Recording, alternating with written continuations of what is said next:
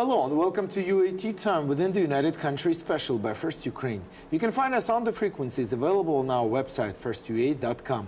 I'm Sergey, Velichanskiy. And I am Olivier. UAT Time is dedicated to bring Ukraine and Europe closer to each other by introducing the Velichanskiy to the rest of the world. In order for the country to develop into a modern-day democratic society, we need to invest into our youth. Can the nation take care of its own growing new generation? Our guest today is Dmytro Lyvch, a founder of NGO Youth Ahead. Yes, welcome. Hello. Thank you very much for stopping by for a cup of tea. And it is exciting to have a conversation with people that are trying to take care of our youth. Would you please just share a little bit about the NGO Youth Ahead? Youth Ahead is a public initiative, actually. We are now at the stage of transformation to non-governmental organization. And the main aim of our organization is to deal with problem of youth unemployment, because it's one of the most crucial things which happen to youth. As you know, today Ukraine is experiencing one of the most difficult periods in its history. It's on the verge of economical and political collapse. And youth can be a driving force to change. Youth can lead to economic development of Ukraine.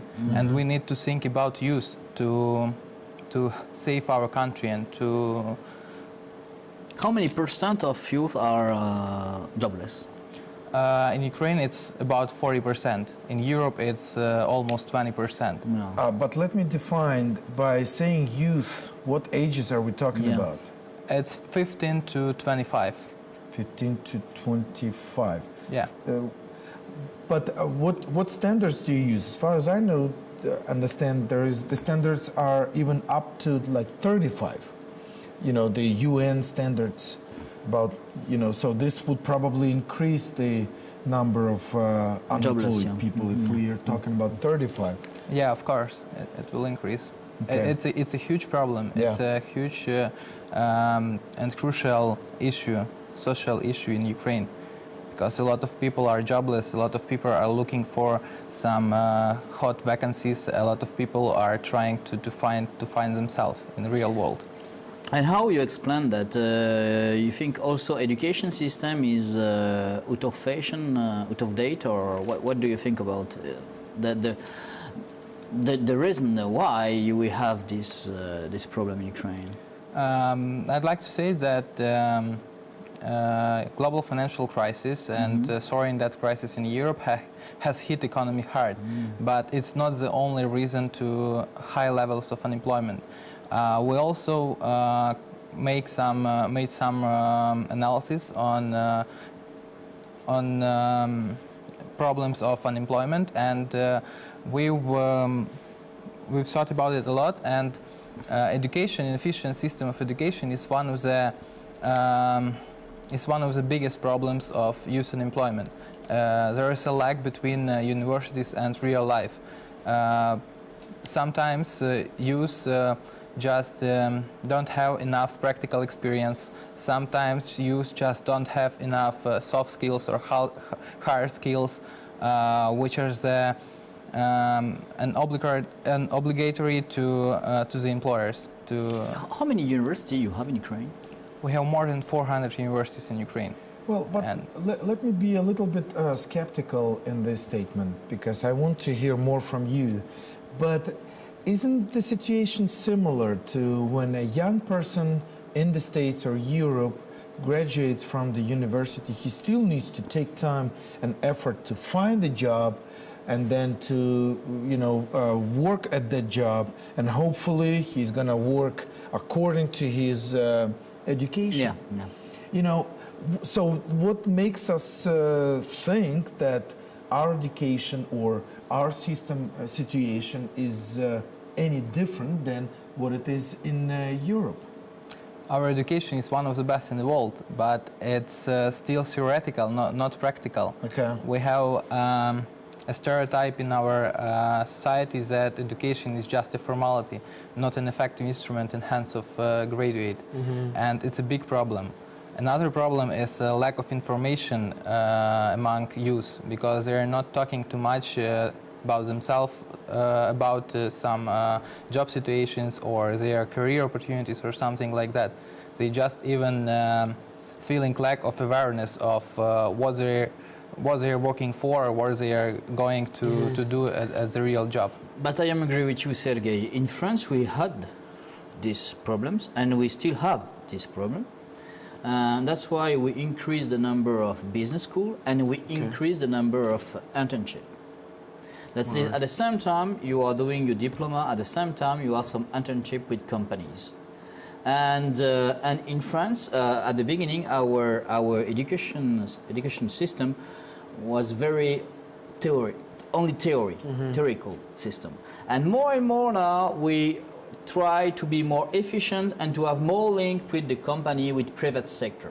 And we did this transformation, but that was very, very difficult in France. Yeah. And you have the same problem in Ukraine. Well, you know, because I'm wearing this hat of being skeptical right now, I wouldn't necessarily agree that our education, just as you said, is the best of the world. I think is the best in the world. I think, or one of the best. I think it's one of the former Soviet Union myths in a sense. But at the same time, I do believe that we have very high standards. But why do we have such a gap? You know, we've got, such, 400 plus universities. Yeah. All of those people participate in different world conferences, seminars. I mean, they're all connected. Yeah, they don't just live to themselves, this life to themselves. Why we still feel that there is that gap? Probably there is a lack of experience among these people. Okay. But another thing is inactive students. Sometimes they are being inactive, and sometimes they don't want to self-develop. It's another big problem.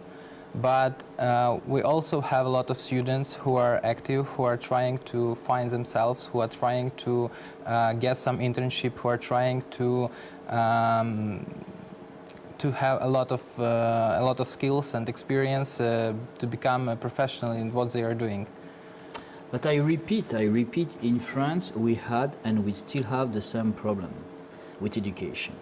And more now we want the private sector to be involved in education. And this is not only a problem of Ukraine. Mm-hmm. This is a problem of other countries. Even in European Union, we have to change our system of education to be more and more efficient. And we want to be more close to the US system of education, who are more efficient and more close to the private sector. And in Europe now we are changing, and we are trying to do a lot of reforms. That's why we have now these processes of Bologna. And this is big change, but you cannot imagine in France that was really difficult to change the old professors, to change the old University of France, and you have the same problem in Ukraine. Okay. That's not only for Ukraine. Now, when we emphasize the problems that the country and the government educational system has, there are NGOs that grow and develop to prove that it's possible to have a good education and show the ways how to do that. Well, here's the question is, we can talk all we want about why the government is not successful, because corruption and all that. But what do you think, and what is it that you plan to do as far as your organization, and what others can do to really make it better?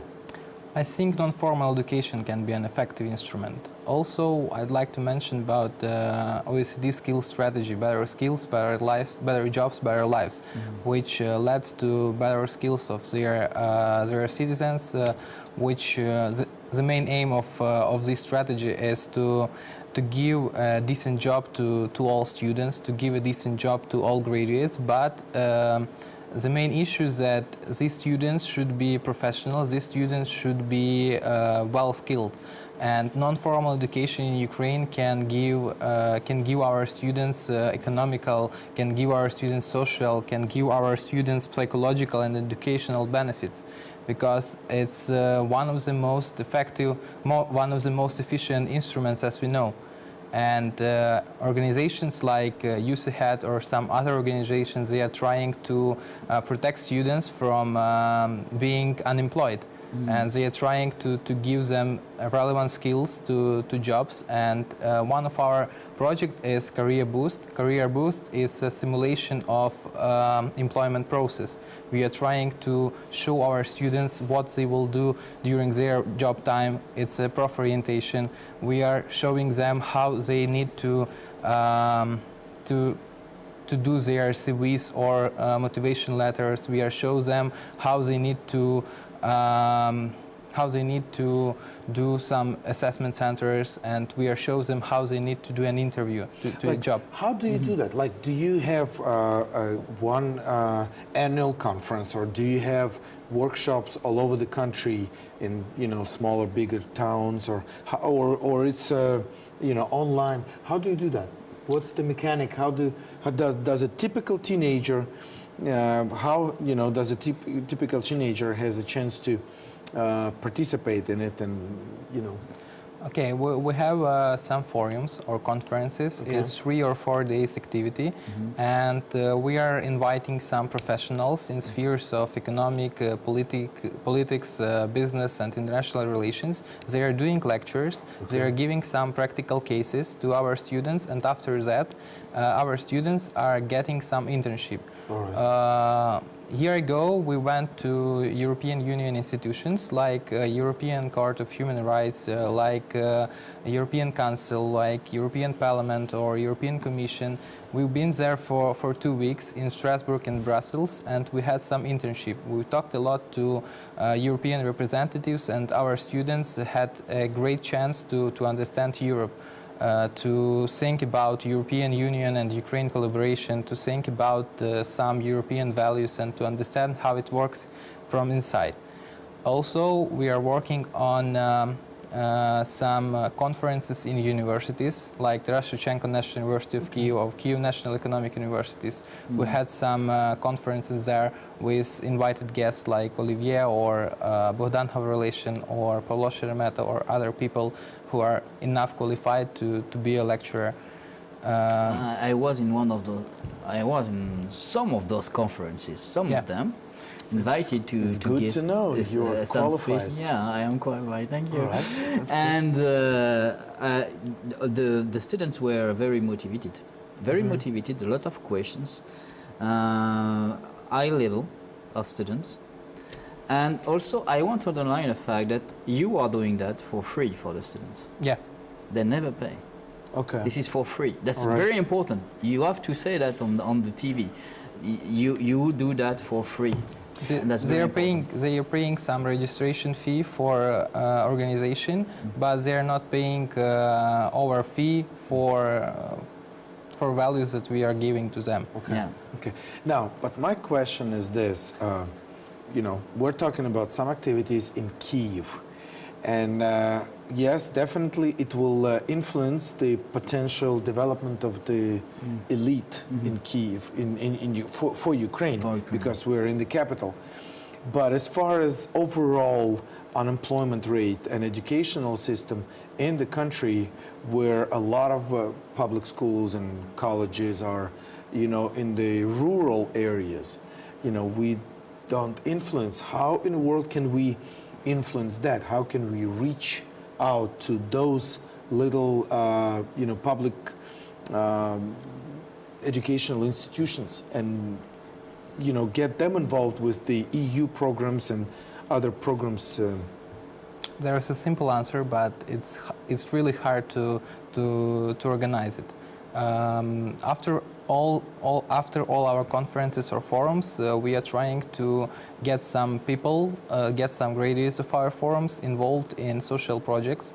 After all lectures, all practical experience that they gained, they have enough qualification to be a trainer to spread all knowledge and experience to other people. And we are planning to build a system of national ambassadors, or maybe some civil ambassadors who will spread this knowledge, because once you gain some important knowledge, you need to spread it. And we will go low, we will go bottom, and we will try to spread this knowledge among some people in rural areas. But that's only one target of Dmytro. You have also you work also on other aspect in the Ukrainian policy. Can you talk about that? Because we talk about youth population, but you are also involved in other Ukraine policy. Yeah, currently I'm working on Easy Business. It's a Ukrainian non-governmental organization that aims to build the best environment for business in Ukraine. And now we have a lot of projects which are aiming to build such environment. And one of the biggest project and biggest social issues that we are trying to deal with is moratorium on land sales. It's a huge problem when ownership rights that can be characterized as one of the critical indicators that showing economic development and showing democracy of the country. It's just I don't know how to say it. It's government forbid to sell land to our landowners. Approximately 10 years ago, our government distributed 28 million of hectares of land to 7 million of people. And after that, maybe 2 or 3 years after that, they just banned it by moratorium on land sales. And it's one of the most urgent social issues in Ukraine now. Now, well, actually, yes. What do you think? Why? What's the official explanation? Why there is such a moratorium? There are lots of stereotypes in our society. Politicians and governments are trying to say that they're trying to protect our society, our citizens from land grabbing. Land grabbing is a process which they are which been in African or Asian countries, but it's not typical for European countries. It's not typical for Central European countries. Maybe you know that almost 10 years ago, when 10 European countries are trying to get involved in the European Union, they opened their land markets to buying and selling for their citizens, and there were no problems. There were just price increase by 40% like in Romania and by 20% like in Poland. And now average price of land in Poland is 8.5 thousand of euros. In Romania, it's 5.5 thousand in euros. Okay, so well. So if land grabbing is not an issue, why do you think they still keep this as a moratorium? I mean, if this is an excuse, what is the real deal? Why? Because there is a crossroads of interest of our state, of big agro holdings, and of just landowners who are working on that land, who are trying to live and trying to develop their livelihood. So what is your purpose for what you do? So you promote, you try to lobby the idea of free land trade?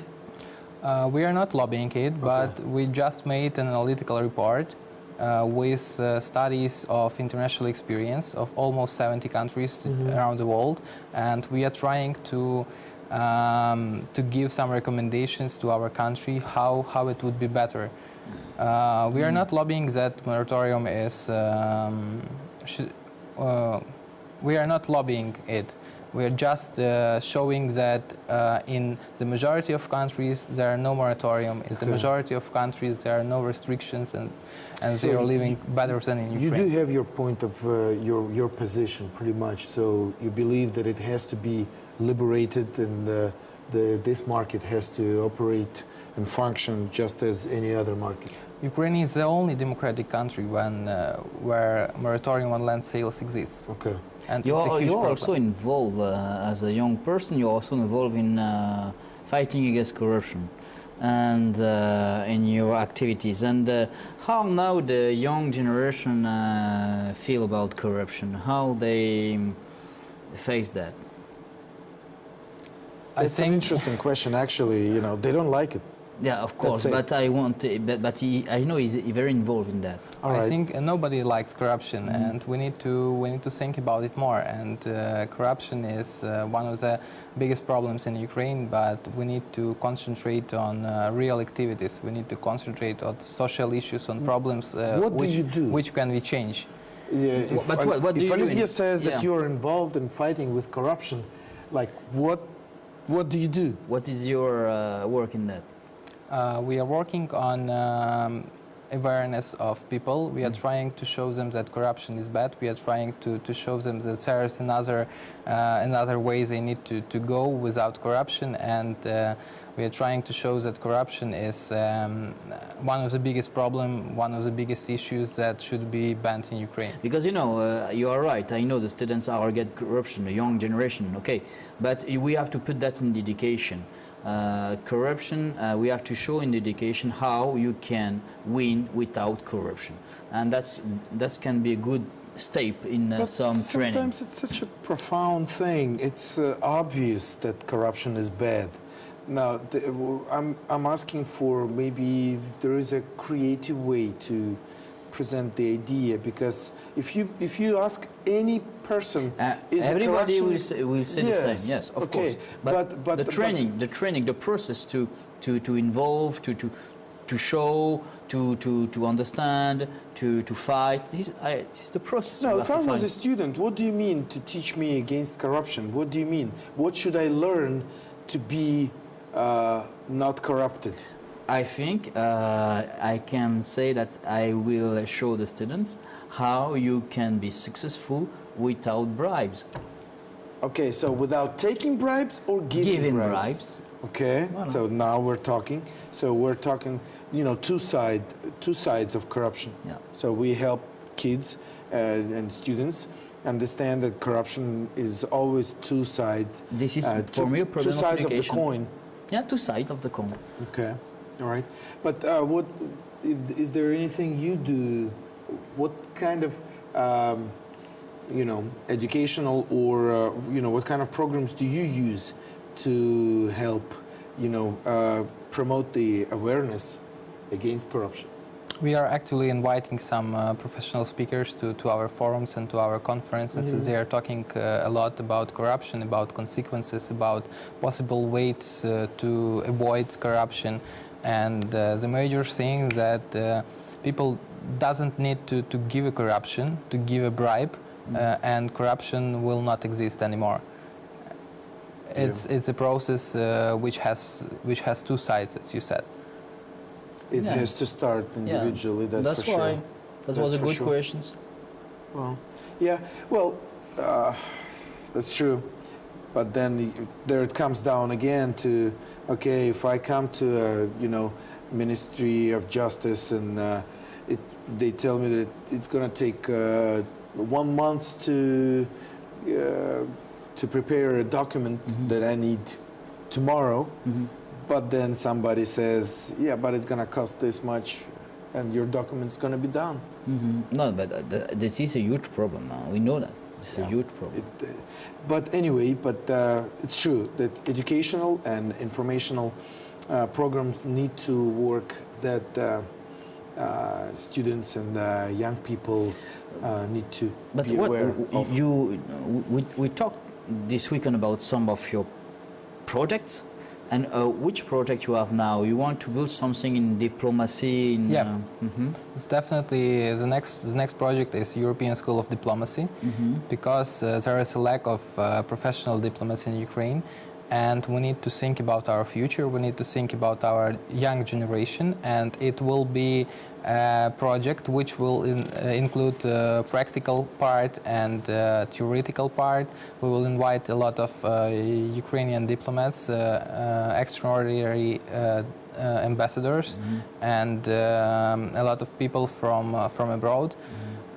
And they will make some lectures to our participants, and after that we will make an internship to European Union institutions, and we will try to spread their knowledge to rural areas, and we will try to explain what are the main trends in geopolitics, what are the main trends in EU-Ukraine relations, what are the main trends in economic and social and international relations in Ukraine. Actually, our time is almost up again. You're a member of the first youth model of the Verkhovna Rada of Ukraine, right? Yeah. All right. So, 30 seconds. Tell us, how is it? Like, what is it? It was modeling of Verkhovna Rada of Ukraine. There were 450 participants of this project, and we've tried to make some laws on first workplace, on efficient educational system, and on some social issues that takes place in youth. And it was 3-day activity, and after that we just made some laws and tried to give it to our governors that try to make some civil society foundation. Do you feel any result, pretty much, or just some adults said, "Thank you very much, it was good," and that's it? Actually, I've been there as a participant. I just feel that my knowledge and my experience there would be positive and would be impactful. All right. So. But do you think it's still a good thing that things like this should be done? Things like this should be done because youth should be involved, and social engagement should be better as it is now. I would even say that it should be on the levels of city governments and regional governments as well. Why not, right? Actually, it's a potential for a new elite to grow and develop. That's potential. All right. Well, thank you very much for doing this. What you do, it's exciting, and we hope to hear more news. And if there is anything we as UAT Time can do for you, so let us know. You're welcome. We'll be more than happy to do that. It was United Country UAT Time by First Ukraine. Our guest was Dmytro Lyvch, a founder of NGO Youth Ahead. Olivier Vedrine and Sergey Velichanskiy were working for you in the studio. Stay with us and we will show to you the real Ukraine. Thank you for being with us. Have a good day and see you soon.